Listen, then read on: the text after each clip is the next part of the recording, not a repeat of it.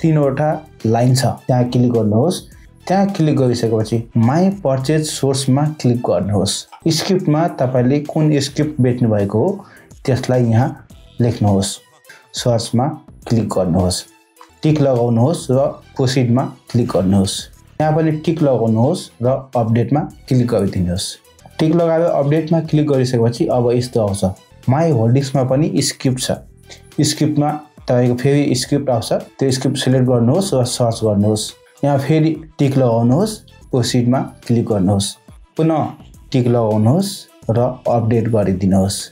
त्यसपछि फेरि तीनवटा लाइनलाई क्लिक गर्नुहोस्। त्यसपछि अब माई एडिएसमा आउनुहोस्, ट्रान्सफर सेयर्समा क्लिक गर्नुहोस् र यहाँ भ्यू डिटेलमा क्लिक गर्नुहोस्। यहाँ पुनः टिक लगाउनुहोस् र प्रोसिड गरिदिनुहोस्, एग्री गर्नुहोस् र कन्फर्म गरिदिनुहोस्। कन्फर्म गरिसकेपछि तपाईको शेयर ट्रान्सफर हुन्छ।